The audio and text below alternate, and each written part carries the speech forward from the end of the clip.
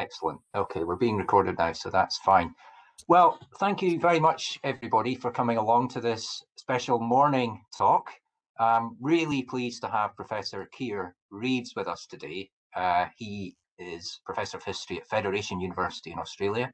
My name's David Worthington. I'm head of the Centre for History at UHI. And I've never met Keir, but we've been in touch a lot over the years, since about 2016. UHI and Federation have quite a lot of synergies in the way the two universities work, I think it would be fair to say, and our new principal actually used to work there. So there's a fascinating correlation there. But on to Professor Reeves.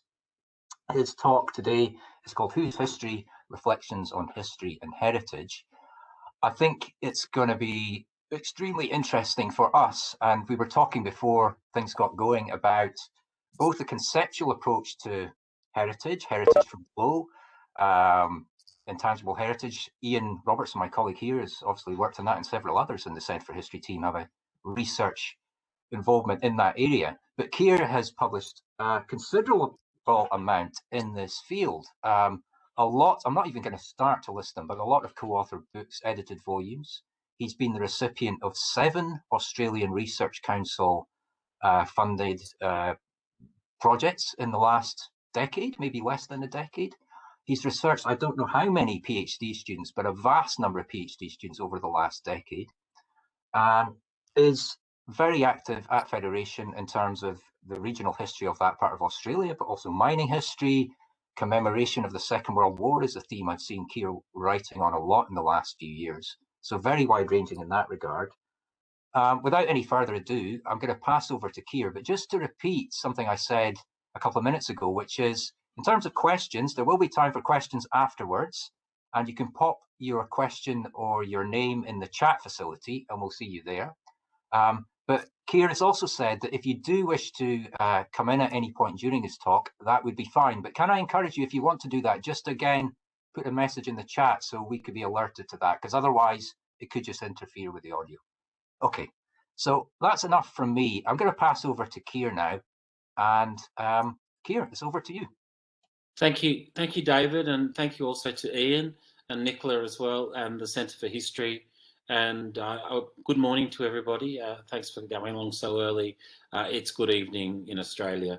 The conversation I'm hoping to drive today has 2 parts, really. The first is a methodological and intellectual discussion that'll be a little bit formal, and then I will move to a few examples just to flesh out the sort of things that I'm talking about and the theme.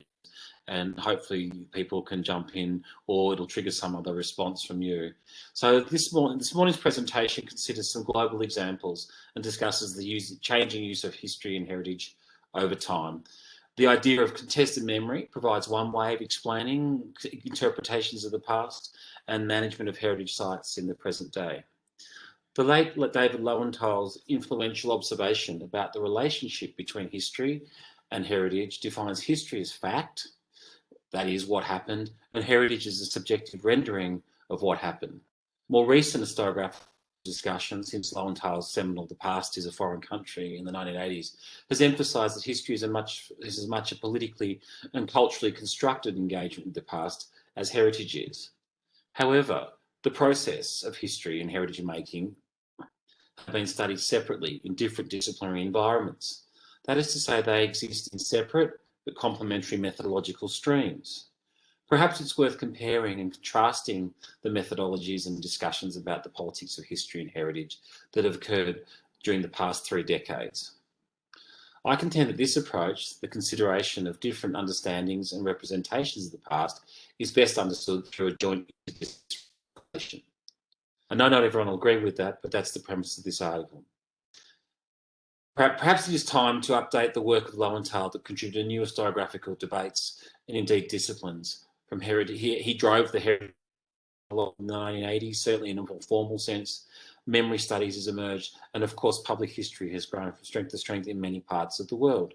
But do we require a more reflexive practice for future research by historians, heritage researchers, architects and anthropologists, one that deliberately transcends boundaries and existing paradigms? So it's interesting to compare how different disciplines have written about this and the contrasting perspectives that emerge.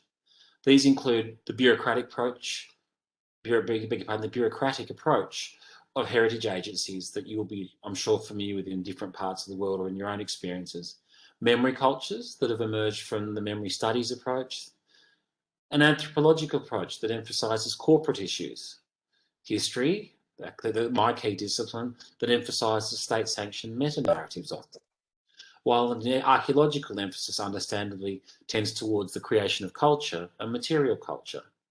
The central premise here is to explore the intersections of understandings of the past, history and heritage studies, and the constituent relationship between them is the conceptual tool that is used for the central argument of what I'm talking about. And I'm arguing quite simply that the combined disciplinary approaches are required to understand the complexity of the past in the present day. This in turn has implications for community, public, institutional, as well as state understandings of memory. And I'll speak to a couple of case studies where we can talk about that, or indeed I'm thinking of the two images that were on the flyer for this paper. I contend that it is through this unpacking of the methodological relationship between history and heritage that the history and cultural values of monuments, structures, cultural landscapes, as well as intangible heritage can be understood. So, while architecture and archaeology may be equipped to understand the materiality of objects, they are not really yet trained to understand the cultural and political entanglements that, for instance, anthropology and history can. Consistent with the critical heritage term, this phenomenon, which has led to a more politicised and sociological reading of heritage studies within the academy, cultural heritage, and for that matter, the relationship between history and heritage, is increasingly politicised and is understood that way by many stakeholders, whether they are government bureaucrats, governments, academics, heritage practitioners, commercial stakeholders, who are often far more important than we realise, or indeed the community and the keepers of memory, whether it's historical societies or professional or genealogists, these sort of people. For all, the centrality of a heritage approach is crucial, but also history, heritage, memory studies, as well as archaeology, do not interact in linear ways, but instead in circles of interaction, where heritage can often become the popular history of the present day. This may be inadvertent, but it certainly happens. This embroidered approach to understanding the past has many implications for historical inquiry and understanding memory in the present day. While history and heritage are often grouped together intellectually, politically, and bureaucratically, they are competing disciplines for intellectual hegemony in terms of determining how the past is understood in the present day. But I suggest by unpacking these loaded terms, which are often vexed or contested, along with the nature of the dynamic relations between them, the past can be better understood. Yet there are methodological fault lines, there's no doubt about it. Fraught constituent relationships I spoke of a moment again between history and heritage, the politics, history, heritage, memory nexus, I'll get to that later, and the impact of critical heritage in the past decade have all had huge implications for understanding the past. As indeed, although it's not central to this discussion, is the rise of digital heritage. Just quite simply, the level of data, the accuracy of data, the ability to pull it up and synthesize it, things that may have taken 3 years of a PhD in the 1980s can now be done in an internet search, sometimes in as soon as an hour. It's quite amazing how you can move quantitatively through huge tracts of primary source material, and the sort of insights that offer, say convict studies in Australia, is phenomenal, really. So clearly there is a gap in the existing literature, and this really revolves around the lack of a methodological conversation about the interpretation of history and heritage. That said, I'm not saying this is a new paradigm shifter. Many innovative books have examined the rise of critical heritage in the past decade. I'm thinking particularly of the work of Laura Jane Smith and Critical Heritage, which has become a sort of a must-read, and a series of articles by her and others in the International Journal of Heritage Studies. I'm thinking also of Rodney Harrison's Heritage Critical Approaches that provided a major survey of the different strands of heritage, and that was about 5 years ago. and also Lynn Mescal's more recent institutional analysis of the limitations of heritage in the kind of, somberly titled A Future in Ruins, UNESCO World Heritage and the Dream of Peace. Okay, so how can we compare how different disciplines have written about the past and the contrasting perspectives that have emerged? Perhaps this is best done by outlining different disciplinary approaches, charting the similarities and also highlighting the differences in order to reveal disciplinary blind spots. For instance, if we look at the memory institutions and the shift, say, from to multilateral to corporate views, for example, say Tatarstan and the Russian Federation, this can be read on a number of different levels, and the different disciplines reveal different priorities and indeed different understandings of what's significant. So, just by way of example, you might look at the politics of it and the state-sanctioned government histories of the nation state. You might look at the bureaucratic approach of heritage agencies, the memory cultures that emerge from the memory studies approach, and the anthropological approach that reveals the corporate issues, and of course, once again, the history with our state-sanctioned stuff, as I mentioned a moment ago. So basically, that's, and in Tatarstan, I think what happened is that the way that history was being used was very much to forge a notion of semi-independent identity, and then it was running up against the Russian Federation. So all of a sudden, there was a huge disconnect between the heritage and then the history of the region. History claims preeminence when offering a comment on the past and how it is used in the present. So what we see with heritage is that heritage is inherently social, political, and as much about the present and the past. And notwithstanding postmodern assertions about inherent contemporary subjectivity of heritage, heritage still really does address the past. Whether it's real or not, it's another matter. For instance, the reason the Parthenon is the national history for the Greeks is because of its cultural biography, assembled over time, and the historical events associated with the site, as well as the materiality of the historical ruins. As most of you who have been there will no doubt have sensed that deep sense of history and Greek identity.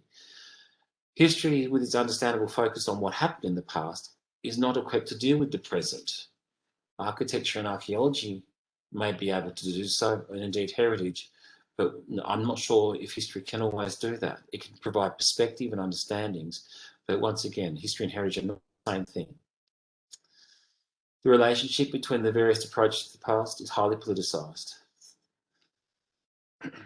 And what I'm finding is that a number of themes emerge from the interdisciplinary considerations of the past in attempts to explore the relationship between the two.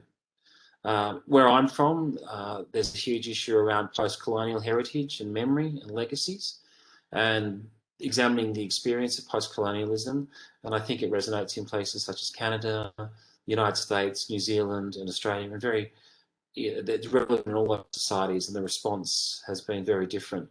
But it's interesting that the manner in which different disciplines prioritise the understanding and aspects of the past in the present day, particularly in Australia, where we find that history is very interested in moving toward, and legal practitioners as well, are moving towards a treaty and recognition of First Nations people, while others have other interests that don't relate straight directly back to a treaty.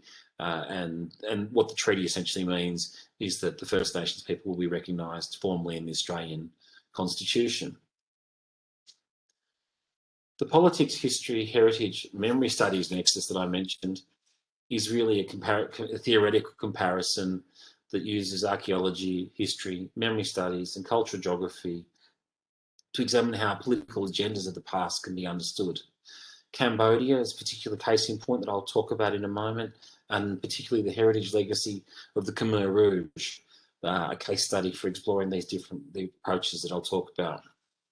What's interesting is that the different ways of looking at it reveal very different interpretations and representations of the past, and they also point towards some very practical agendas confronting Cambodian society in the present day. But as I say, I'll move back to that later in the paper. So increasingly there has been interest in history, heritage, violence, memory, and human rights.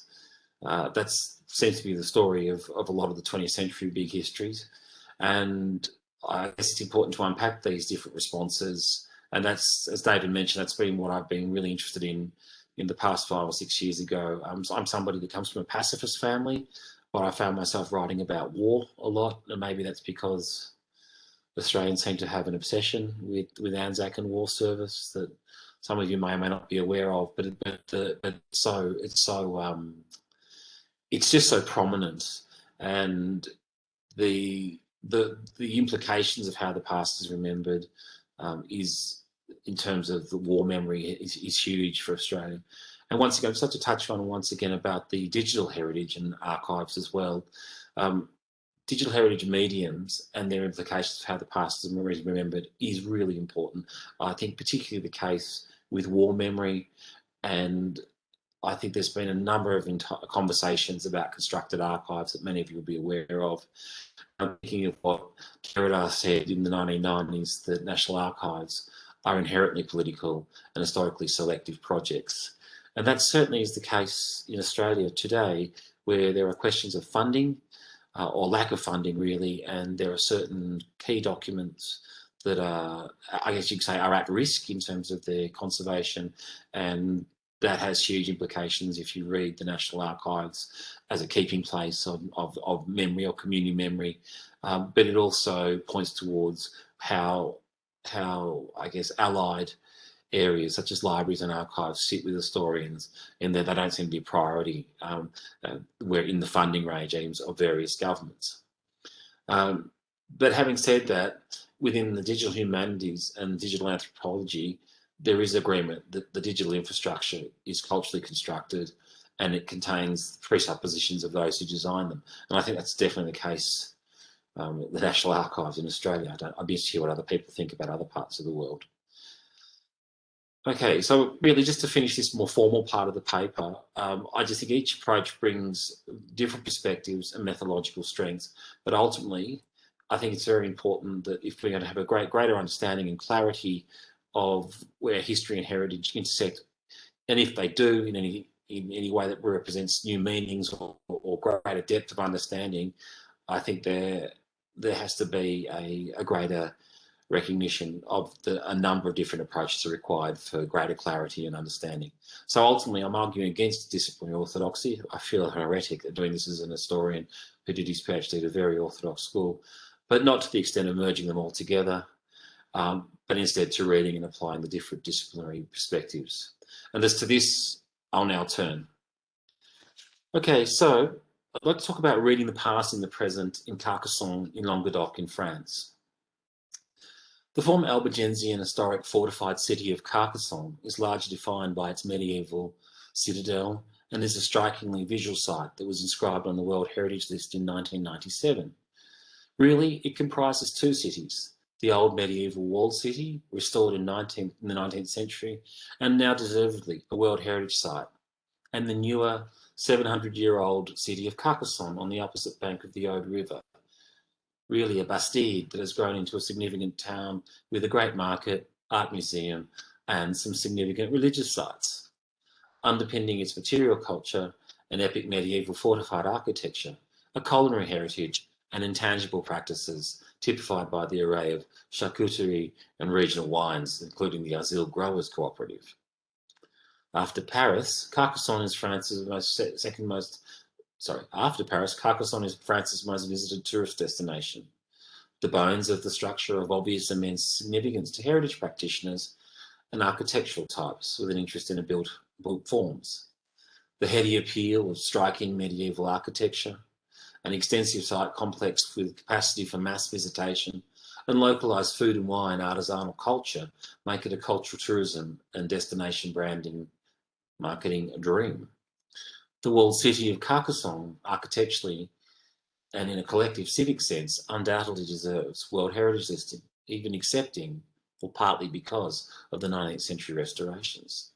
The original restoration was carried out during the second half of the 19th century by Viollet-le-Duc and was a key reason for the original World Heritage designation.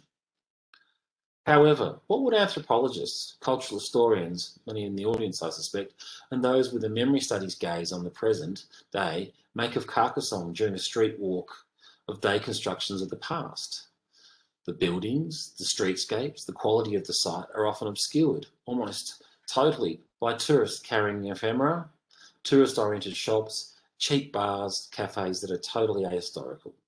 To an extent, is an assemblage of anti-historical cameos, cheap sweet shops, in short, an assortment of commercial offerings that debases the concept of a World Heritage Site and also the underlying need to protect its outstanding qualities. Some of us might even ask, how does UNESCO reconcile this depravity with the high bar of outstanding universal value? Heritage planners may ask, where are the guidelines that protect sites from this sort of rubbish? What are the politics of managing a site like this where questions of cultural identity and commercial imperatives prevail? What quality controls goes on at these places? So the contradiction between cultural heritage and capitalism is a politically loaded one. Nowhere in the disjuncture is this disjuncture more apparent than at 11th century Basilica of Saints, Nazarius and Celsius. Celsius, I beg your pardon, a French national monument located on the site. The appeal of the site is also complemented by the way it is presented. Free entry to the church, interpretation of an important monument, and for the casual visitor, impromptu a cappella performance of real quality itself. But outside, a huckster ethos prevails. Now, arguments have been made that huckstering and commercial gain of this sort stands in a legitimate tradition itself. And to a certain extent, the political commercial motivations of emphasising Carcassonne as cultural heritage tourism is a legitimate argument. But it overlooks the rampant disconnect between the site and its history and much of the commercial activity it now supports. The economy no longer reflects or supports the site and its inscribed histories. Quite the contrary. This situation also ultimately serves to debase and devalue the World Heritage quality of the site, and beyond that calls into question the robustness of ECOMOS principles and their capacity to maintain and reinforce the application of the very values they seek to identify and uphold. Part of the problem, it seems to me, lies in the fact that the Carcassonne site, just like the Cathar village called Minerve, situated 50 kilometres to the northeast, sited on a razor of land above the meeting of two rivers, are hollowed out in terms of their local population. There is no longer any of the ordinary daily life, I guess what we might call everyday cultural life and practice, that imbues communities with resilience and, dare I say it, authenticity, and the crass commercial offerings fill a vacuum. So what can UNESCO do to enforce social standards as well as architectural ones to protect the nature of sites such as these? Where is the history? Where are the people? Clearly, Carcassonne and Minerve enable us to consider connections between history, heritage and politics as well, I suspect, cultural politics of UNESCO. Yet, as I mentioned in the opening, a tension emerges as history is a discipline that studies the past, whereas heritage is the construct and depiction of the past in the present day, usually understood through a built environment and maybe through present-day agendas. In the case of Carcassonne, commercial, cultural, touristic, as much as they are historical and built fabric. So while they are often spoken of as having intellectual commonality, in the case of Carcassonne, they're concerned with understanding the past, history, and the heritage are incompatible, seemingly. Commemoration underscores how the past is contested in the present.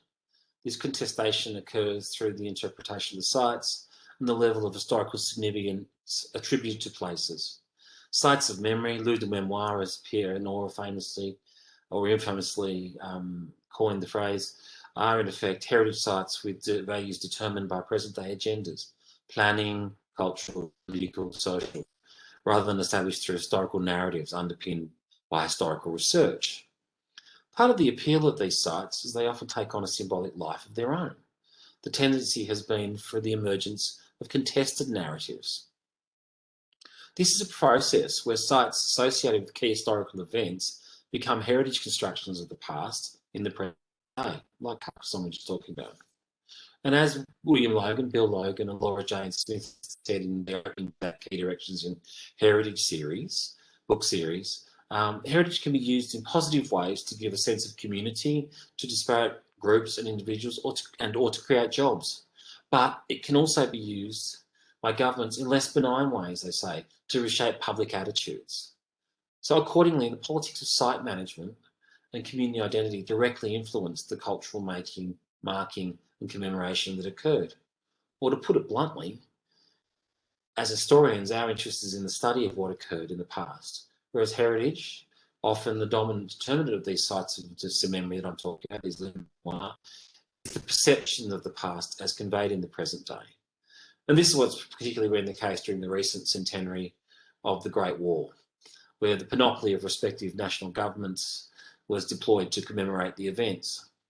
Now, if you just indulge me for a little bit, I'd be most grateful. I will just talk about the Australian experience, and I do think it's interesting to friends in Scotland and England. And I'd just briefly like to talk about the age of political patronage in war memory in Australia. It's a phenomenon that occurs on a scale like nowhere else in the world. Australia spent more than any other nation on commemoration of the centenary of the Great War. Just by way of examples, Germany outlaid approximately €1 for each soldier or civilian killed during the war.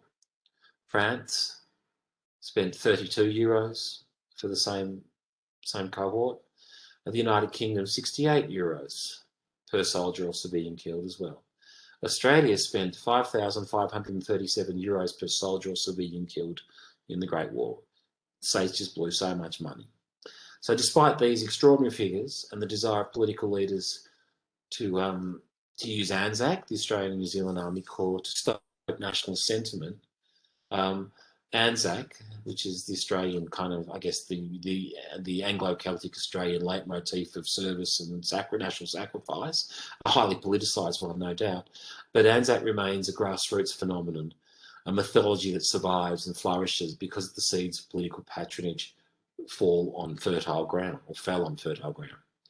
Like all mythologies, whether they are national, ethnic, religious, or otherwise based, ANZAC commemoration invites an emotional rather than an intellectual engagement from its adherents.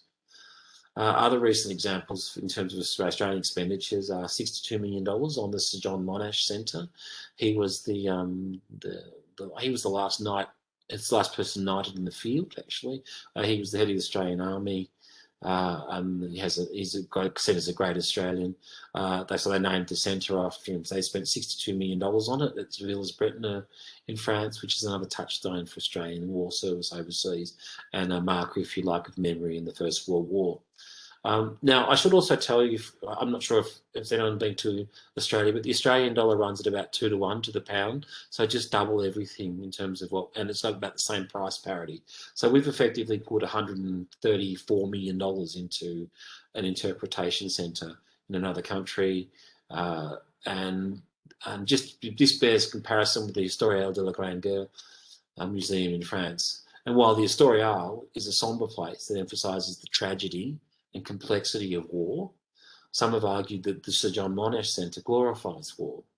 In Australia, we are currently in the process of a $274 million expansion of the Australian War Memorial in Canberra. So that's over $500 million. And just to give an example of the significance of paying for war commemoration in Australia, that €274 million, that over $500 million Australian, that is more than every single other cultural institution in Australia will receive in any given year. Everything, the state, the National Museum, the whole lot. It's just extraordinary where the money goes. And there's a strong sentiment in the community that it's money well spent, I should add as well, while others think it's just ridiculous. Academic emphasis on memory studies has led to the observation that since the last decades of the 20th century, Western Europe and North America have been living through a memory boom. This observation is reinforced by the parallel surge in new museums opening across the world. And I use a very wide range of museums, whether it's Outdoor Living Museum, commemorative centres, thematic interpretative outdoor museums, these sort of things, not just, I guess, the sort of more what we call the local or regional museum or national museum. Historian Jay Winter has observed that this is also a reflection of another facet of the development of the memory business, as he calls it. And although Pierre Nora explicitly emphasised French national memory in his little memoir, much of the historical research about these sites of memory that he talked about is intimately associated with war remembrance across nations, particularly regarding the First and Second World Wars. But in this case, for this presentation, I really want to invite a more global discussion rather than look into the minutiae of any one nation. Because I think that global comparisons show that many sites of memory share similar remembrance narratives that have regional, national, and international significance. And indeed, often natural features at sites of memory accentuate visits or responses to the past and augment places that are intrinsically linked to tragedy and terror or horror. So just to change tack a little bit, if we're looking at places like the Starry nightclub where the Bali bombings happen in Indonesia, or the killing fields in Chung Ek in Cambodia, I think these are indicative of what Maria Tumarkin has termed traumascapes. And these are often sites that are associated with violence, or what Bill Logan and I called difficult heritage, which is really Bill. I just ran with the idea. It was unsurprisingly, this trend in commemoration and the memory boom has occurred at the same time as the increased scholarly interest in landscape has occurred. And that's stressing the role of landscape both as a material thing, but also as a mediator of our cultural values. And I'm sure there's experiences or examples in Scotland that I'd be very keen to hear more about. So I'd just like to turn now to the third case study I want to talk about, and this is An Long Veng. And I would flag that this is quite dark. The conclusion that I've come to working with a fellow called Colin Long, and I'm going to talk about a sort of quite sensitive matter. I'm not going to be ghoulish, but I just want to flag that to anybody while they're listening, so they're prepared, and the rest of it. So and An Long Veng, it's on the Dung Rek escarpment near the Thai, Cambodian border, and I think it's probably best known as the last redoubt of the Khmer Rouge. It was still going when the UN, the Blue Helmets, went in the late 90s and early 2000s. The other thing about An Long Veng is it was the final place where Pol Pot lived, and he died there, and other senior cadres within the Khmer Rouge.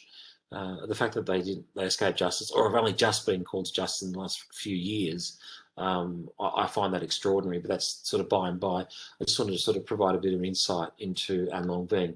And I think there's two key problems when considering An Long Veng from a heritage perspective. And really the point is to draw out the tension between the history and then the heritage, and also to provide it by way of an example. And the first challenge is a very practical one, and it's about the site's inadequate infrastructure.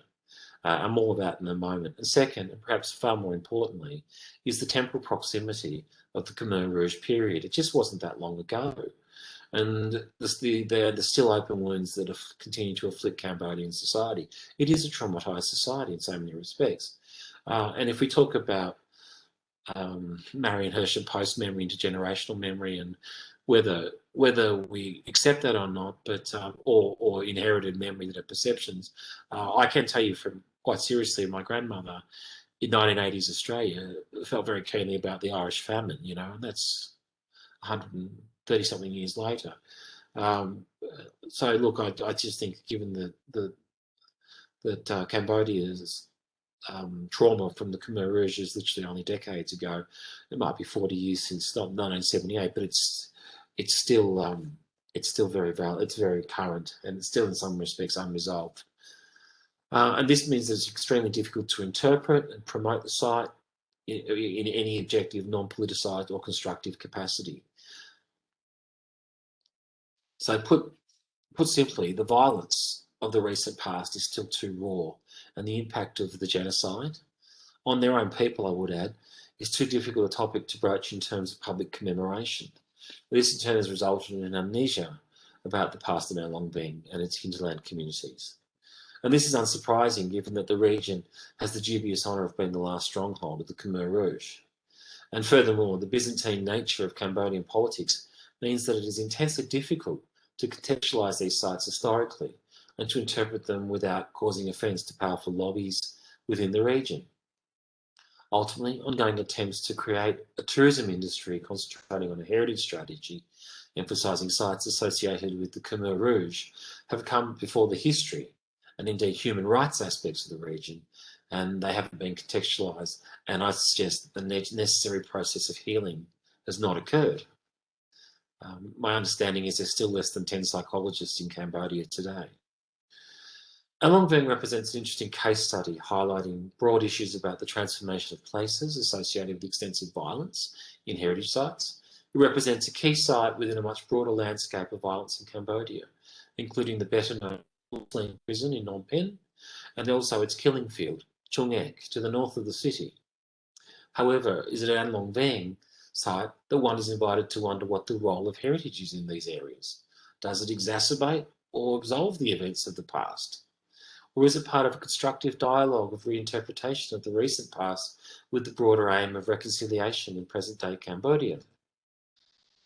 Genocidal memorials are often seen as spaces to promote understanding through public recognition of the victim's suffering and to serve as a bulwark against forgetting. Yet a number of highly politicised questions and narratives emerge. What is the historical value in preserving sites that commemorate the perpetrator's perspective, such as at An Veng? Are there examples of similar perpetrator-associated sites that commemorate without glorifying a violent leader such as Pol Pot? And I think this really depends on your historical perspective and political persuasion. You could always say that there are many statues and memorials commemorating perpetrators. I think of, for instance, the 2018 conflict about the Rhodes Must Fall Cecil Rhodes statue at Oriel College in Oxford, or for that matter, the fate of various statues attributed to 20th century communist leaders.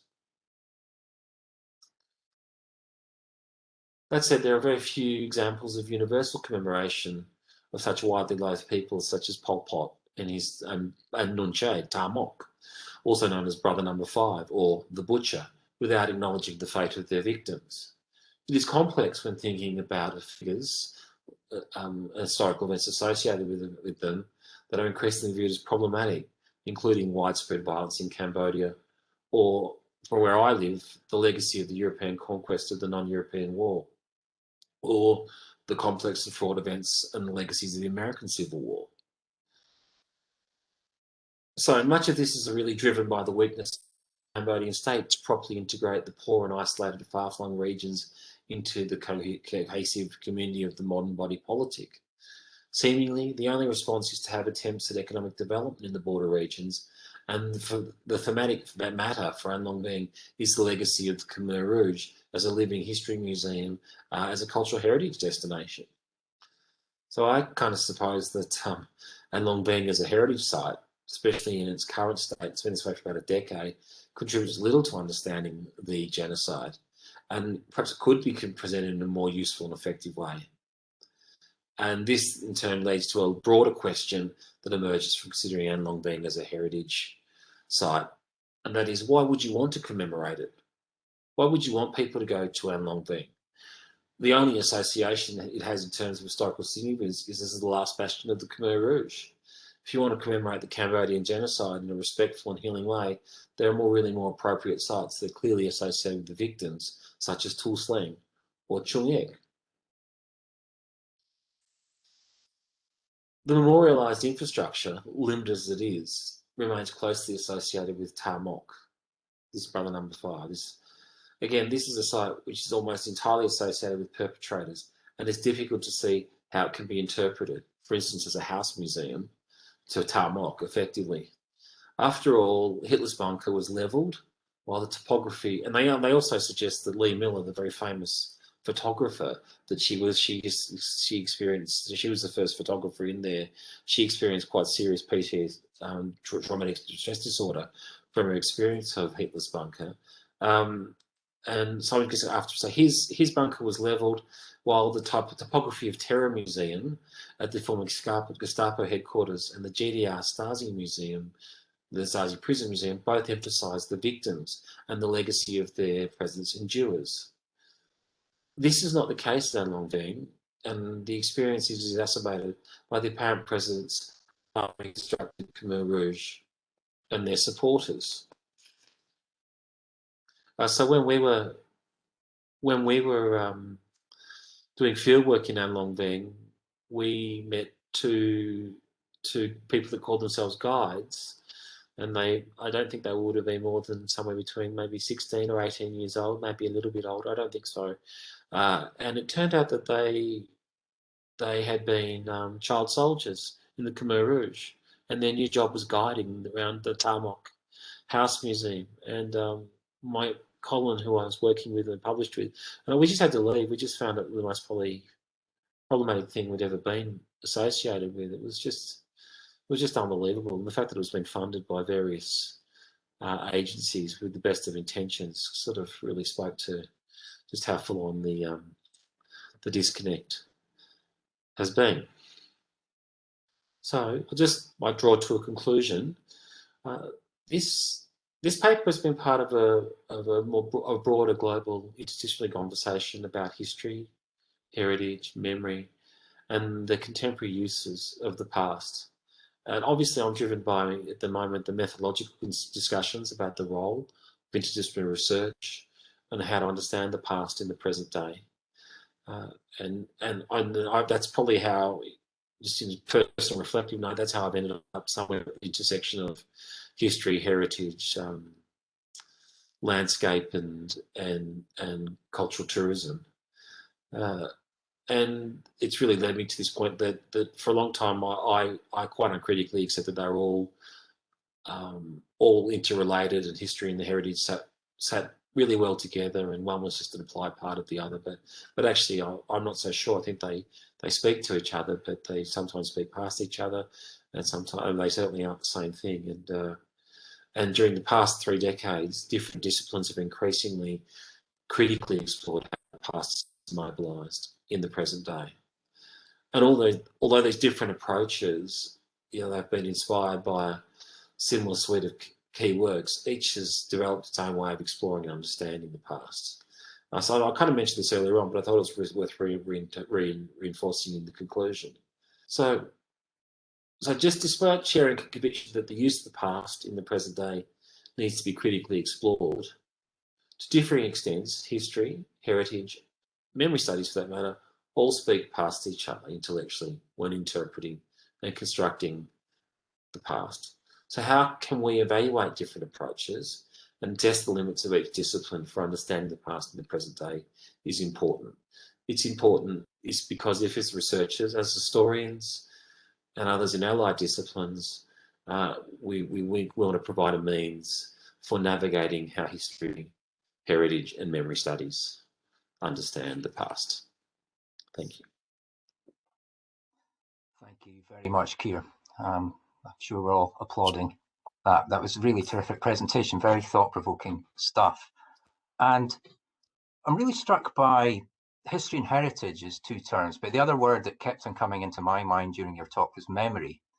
And I was thinking about this in terms of, like, all 3 are in the English language, are very accessible terms. We use them in everyday speech, but they also have this conceptual value for us as academics. I'm not sure if that's always the case in other languages, certainly history and memory, but heritage is a funny word to translate. I wondered if, sorry, I'm abusing my privilege slightly here, but I wondered if you had any thoughts on heritage as an Anglophone concept. Look, I'd never thought about that till now, so I'm extemporising a bit, so please jump on me if I'm wrong. But I find it interesting that heritage really emerges in the 19th century with the desire to have a nomenclature of things, of layers of significance, and heritage emerges, I guess, out of the Victorian project in many respects, and it's very much an English-speaking world, or perhaps even an empire or later Commonwealth project, and it does have a formality very different to the Italian storia for history that you allude to. So yes, I think you're onto something there, David. But beyond that, and I think it's interesting that museums emerge at the same time, and the desire for massive collections and the science of the past and that sort of scientific historical inquiry, which, well, when you think about it, the modern discipline of history, I think of Collingwood and others, it's emerging in the second half of the 19th century to a large extent as well. Thanks for that. Yeah, no, I wasn't. I mean, I think that different languages have something that's similar to heritage, but I just think it's a particularly loaded term in English and it conveys so much within it. Okay, really would like to open this up Anne to makes a questions. very good point. Sorry, Anne makes a very good point in the chat. I was just going to come to that. Yeah, absolutely. And would you want to talk about Duchess, because that is absolutely fascinating, and that was going through my mind when Keir was speaking. Yeah. Oops, right, pressing the wrong buttons here. Yeah, I think, you know, the Gaelic Duchess, which is kind of, it's a pretty loaded term as well. It's not, but you know, there's so much more. You know, it's not just it's heritage, history, belonging, and you know, it encompasses, you know, language and place and history all together. So I think maybe, you know, maybe I think probably the concept is there in every culture. It's just perhaps, you know, and the length of it. I mean, I think, you know, heritage maybe, I was thinking is more a Lego concept, whereas Duchess is more of a stickle brick. It's it's just there's it reaches out into more areas, if I can put it that way, but it is you know, and talking about the, you know, the interdisciplinary approach, and just a quick comment as well. You know, a friend of mine always complains that people are doing far too much research just based at a computer these days. And it has got its limitations, and even the written records don't tell the story. For example, where I live, we've got the croft histories, and all it tells you is that the croft passed to the next person. The oral history tells you how and why, and what kind of shenanigans went on in the process of the croft passing from one person to the other. And I think that's where, you know, the oral history memory actually gives you a much fuller picture of the history than just the written record, or doesn't. I have to say, the picture you used of the Agonish riot memorial, I used to live in the house just across the road from that. I didn't use that, but I've just become intrigued by it. My great grandfather's brother was one of the ones who was imprisoned after, but nobody in the family knew. It was like the fact that he'd been to prison was something that they didn't want to talk about, even though it was for a good cause. And it was actually when they built the memorial and the descendants of those who had been imprisoned got VIP invites, that was when the grandchildren found out. So again, but that's a case of the oral memory suppressing something, whereas the written record kept it. So I think, you know, it is kind of evidence that the multidisciplinary approach has to be the best one to get a full picture. Yeah, and I'll stop talking. No, I think it's there, and I think I'm wondering if you're just talking about different evidentiary potentials as well, whether it's oral history, material culture, folk memory, more formal archival records, or and yeah, I guess in a sense I've expanded on that and saying we need to use different disciplines, not just history, as well as different approaches. But I should also add, I'm not for a minute saying that we shouldn't have the Croft record. I mean, it's crucial. I'm just wondering, like you, that if we use other sources to complement that, then a richer and fuller and more nuanced sort of understanding, and you find out who really or how they got the place. Yeah, and the question of who has trusteeship over that is huge as well. I'm going to pass to Ryan now because he'd like to ask a question. So if you'd like to just unmute yourself, Ryan, please just go ahead. Thank you, and thanks, Keir, and thanks, Ryan. Today, I wanted to maybe expand on what Anna just that it's interesting the idea of how heritage works. You know, a lot of what you were saying, I think, is quite specific to an Anglophone understanding of what heritage is, and that a lot of other languages will kind of approach that in a slightly different way. That like and like what you were saying, that I suppose it's not as simple as that, but in Gaelic itself, for example, you have both dualhus and duchus, and the duchus is just so much more. In my understanding so far, I've only been working with this for a few months, but I understand it as so much more connected to the ground because of du being connected to soil and that kind of type of heritage. Where in English, I suppose it comes from all the kind of concepts related to inheritance, which is what you, I suppose, get from your forefathers in that sense, and that there's a lot more at play than that. And I suppose as well, kind of continuing on the Highland context of memory, you talked quite a lot today about war-related memory, especially how you see it as such a huge feature in Australia in terms of, like, First and Second World War history. And as you drive through the Highlands, you see quite a lot of war memorials, and these are often a large Celtic cross that was paid for and erected by the community, and it has the names of the local fallen soldiers inscribed on it. And that seems to me like quite well, perhaps not grassroots isn't the right term here, but it is, it's a thing that was made by the community. Oh no, I think it's Brian. I think that's very organic and heartfelt and sense of loss or service, and that's a million miles from the IWM or the Shrine of Remembrance in Melbourne or the Australian War Memorial. Or I take your point. Yeah, it just that it's like a completely different type of remembrance as well. I feel like it's not quite as, it doesn't have the same vibe of kind of glorifying that aspect of war. It is definitely, just a very solemn remembering of many young lives that were lost in communities that were small to begin with, and that it was just a very transformational moment in those communities' lives.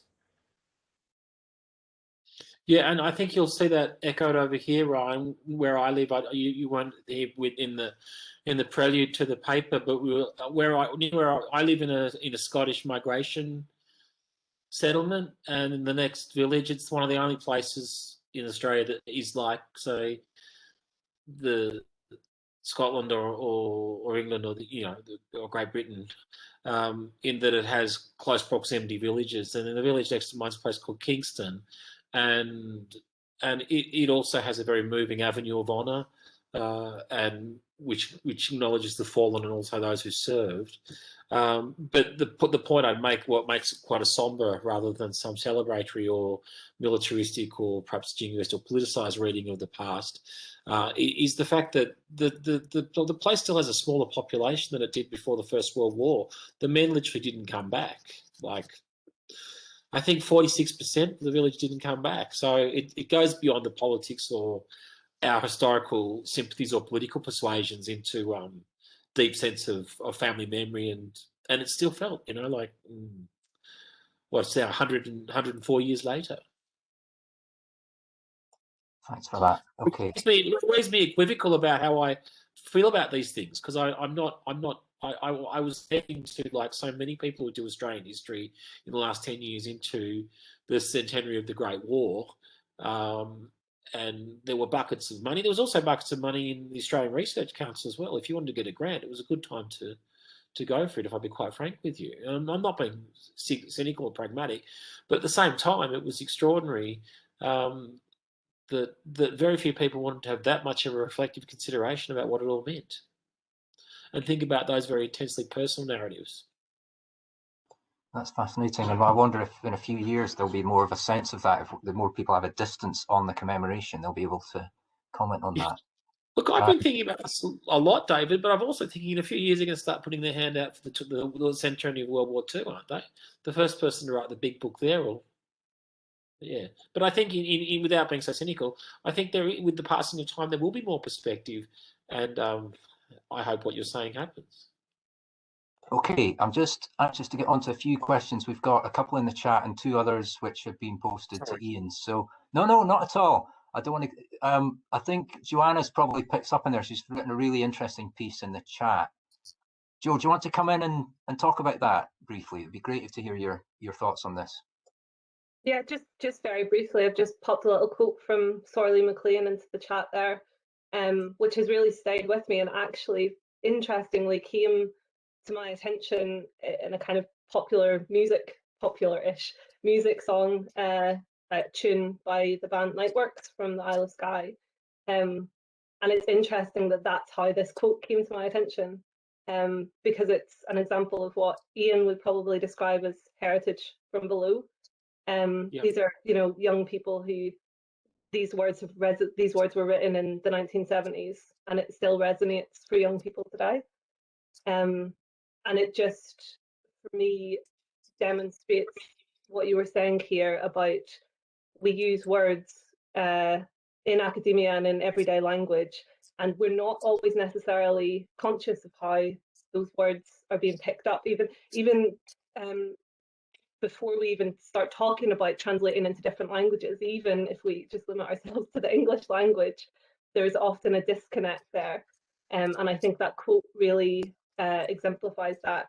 And it also gets on to something else that I think came out quite strongly in what you were both just talking about, David and Keir, about the role of academics in the production of knowledge, and the responsibility that academics have, and how academics themselves, because of the way that funding works, can have their, we are also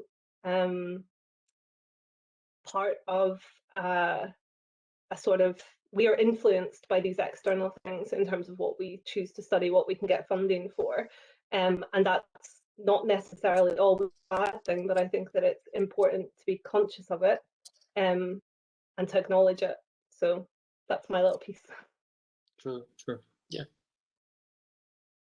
Thanks, Joe. I'm going to move. Ian is going to come in now because we have a couple of questions from Norman, who I think posted them to Ian. So Ian, can you summarise Norman's questions just now, please? Yep, very briefly. Thank you, Norman. Just a couple of things, Keir. One is, can you just repeat your recommendations of reading that you started off with? You mentioned Laura Jane Smith, I think, and Rodney Harrison as well. There was a third one as well. I believe that would be fantastic. Norman would like to get up to speed on that. But he also, and it is very pertinent to what we've just been talking about here, apologies, we're back in the Highlands once again, but Norman is pointed out the fact, and it's linked to what people were saying, about this amazing expansion in local and community history in Scotland, and especially in the Highlands over the last 20 years. And he's wondering if it's the same in your neck of the woods, Keir, and also if it is, what's the engagement with local universities, regional universities like? So I thought it brings everything back in a nice. So over to you on That's that one. a great question. Can I take the first one first, Ian? The books I was talking about in no particular order, actually alphabetically. Rodney Harrison, Heritage, Critical Approaches. That's a softback from London Routledge. I think you can get that for about £10. And then the other one, which everyone will know or probably should know, is Lowental's The Past is a Foreign Country. I think he would be seen as quite a conservative or orthodox thinker now, but at the time, it was a bit like Pierre Nora's Luda Memoir. Everybody was invoking The Past as a Foreign Country, and The Heritage Crusade was the other book. So I'd look at that. The Lynn Mescal, so she was the historical archaeologist. I think she has the chair and runs the Stanford Archaeology Center. Her book, the more recent one, Future in Ruins, UNESCO, World Heritage and the Dream of Peace. And the other thing I was going to suggest, if you've got a moment, I think the I don't know her first name, but it's Jay Moody, Heritage History, and that's a great survey piece, and that's in Emma Waterton and Sue Watson's the Palgrave Handbook of Contemporary Heritage Research from 2015. And moving on to the other question, the local history organisations seem to do very, very well. There has been an extraordinary upswing in genealogy and family history. Perhaps that's been driven, like many places, through. Do you have Ancestry.com and these sort of things? I'm sure you do. Is there something similar? So there's a popular interest. There has been an extraordinary amount of money spent on local museums and also cultural heritage initiatives, heritage tracks to local authors, or where I live, to the mining legacy. So it's been amazing to watch, and there has been a grassroots interest in matters historical, and that's been reflected in government spends in certain areas. And what does that mean in the future? No, I actually think there's been a bit of a turn recently. I don't think people have been so inclined towards history in the last 5 years, in the last 25. And that's something I feel we really have to address, and that's probably been reflected in the universities, the lack of interest in humanities and social sciences, particularly humanities research centres. Yep, jump in. Yeah. I was just going to add to that. From what you say, there has been this expansion of interest in local history Yes. amongst the general public. But I suppose Absolutely. the question really was, what are you doing about that as a university? How are you engaging with that expressed interest amongst the general public? I did wonder after I'd asked the question whether it was really for David Worthington as well. But Well, how would you respond to that?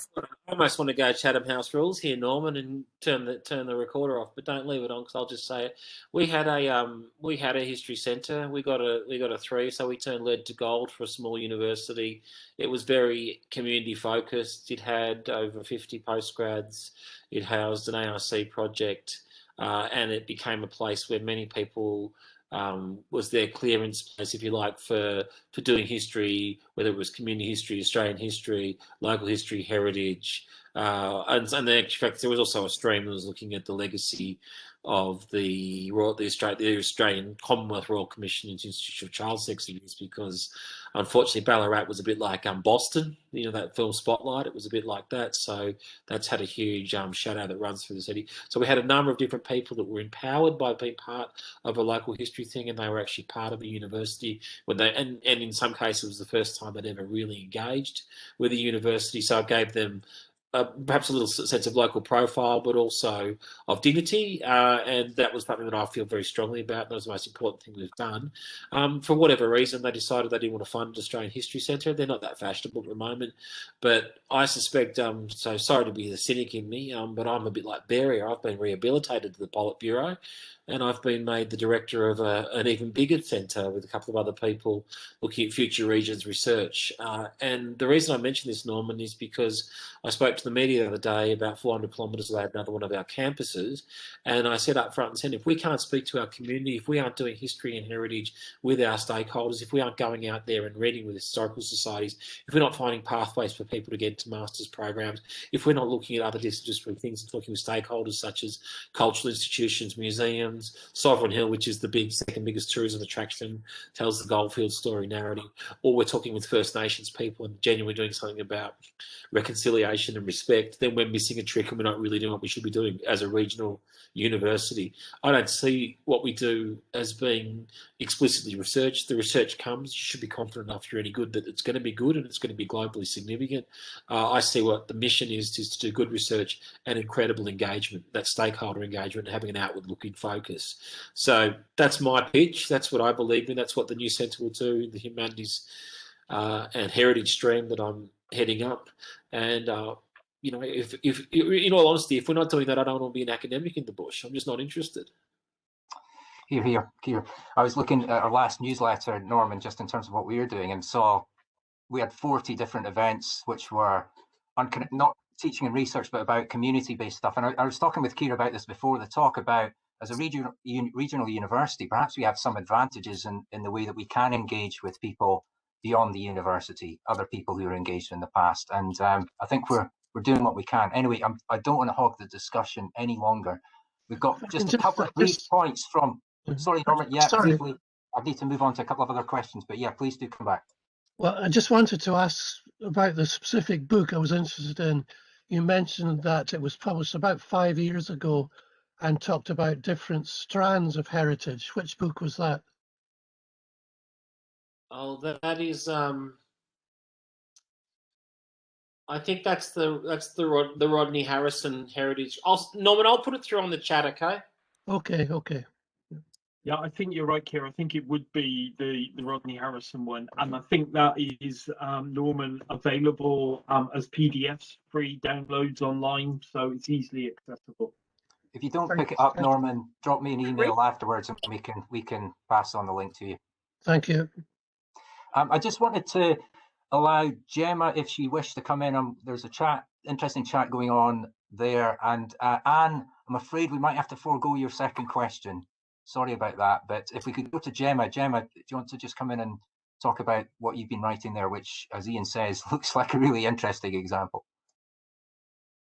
Cool. Yeah, I think I can risk voice, but probably not video. My internet's a bit dodgy. Yeah, no, I was just talking about St Kilda. Lauren's thesis there is short and to the point, and totally worth your time reading. And she kind of breaks down you know, the kind of construction. There's like a kind of threefold construction of St Kilda, I think, that she outlines in it, as a wilderness, as a museum.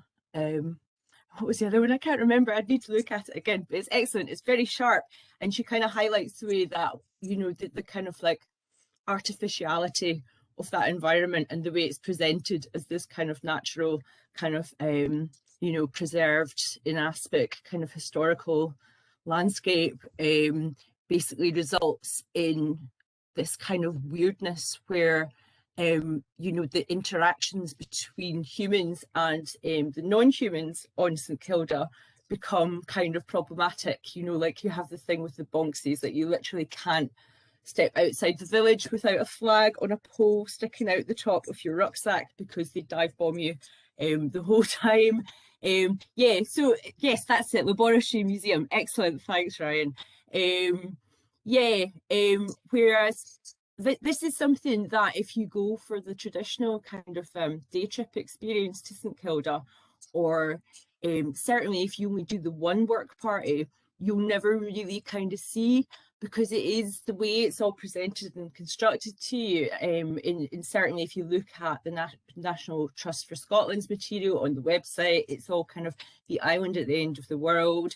You know, it's all about getting there. There's the whole thing with the trips whereby they're cancelled all the time and everybody thinks it's really difficult to land. When in fact there is a pier, it's just like various bizarre National Trust red tape kind of regulations mean that you can't land at it. You have to go up in a rib. So if it's even slightly windy, that's not possible because most of the folk on the day trips are pensioners. So there's all these kind of just really strange circumstances in St Kilda. The fact that most of the dry stone walling in the village was all reconstructed by the first work parties in the 70s and 80s when it was pretty much lawless. The sheep were put there by Edinburgh Uni as an experiment. You know, it's not like there's some kind of like prehistoric remnants. Of course, St Kildan's had ordinary livestock, like anywhere else in the Hebrides. It's just like this really strange place. But the first time I went, I mean, I was blown away by it. I was just, you know, the sublime landscape, all the rest. And, you know, it was really only the second time that I kind of started to see behind the curtain. And gave a very cynical interview to Lauren, from which she took the title of her thesis. So, but yeah, it's worth reading. I think St Kilda's a really bizarre, extreme example of that. And I've done a presentation on it using Nora's thing about lewd memoir. and I wonder about the function of it. I remember having a conversation with a lady once who was sitting outside the kind of kitchen house one morning, who was on a day trip, and she kind of was looking around, and she says to me, "Oh, it's a shame about those army buildings, isn't it? It really just kind of ruins the atmosphere." And I was like, what atmosphere was it you came here looking for? It's just a bizarre place, really fascinating place, very close to my heart. But I find the way it's been constructed is just bizarre. Thanks, Gemma. That was fascinating. No bother. Not at all. No, I think we're going to have to wrap things up now, but just I really appreciate all the questions. I think we could have gone on for hours, Keir, and that's testimony to the quality of the talk.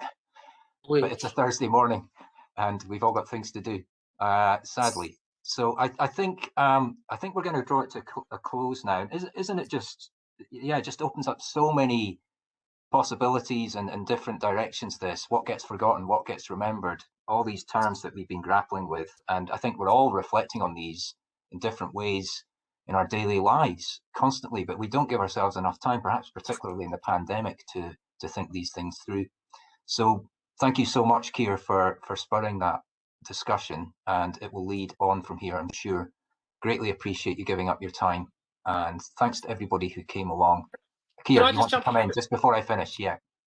Yeah, sure. Sorry, David. I just want to thank you as well, and also the centre, but also flag that it's great to have an intellectual conversation and methodological one, and clearly a million different things have fallen out of this, including what we were just talking about again with St Kilda. But there are apparently moves afoot to resuscitate, revitalise, or make these connections good. And I'm talking about a post-COVID. Maybe we need a progress narrative, people. I don't know, but there is a hope that we can collaborate again. We had some fantastic exchanges. We've had some amazing PhD students that have been co-hosted between the centre and here.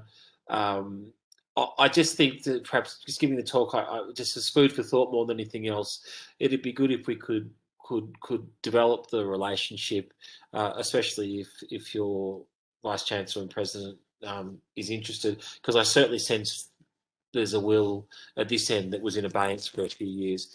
And with the new centre I'm involved in, and of course with the key role of the History Centre at Highlands and Islands, it does provide an opportunity to ramp things up again. I think we're going to need to do that, and I think there's some really interesting synergies in terms of not just public history, but community engagement and the role of a regional uni talking to its community.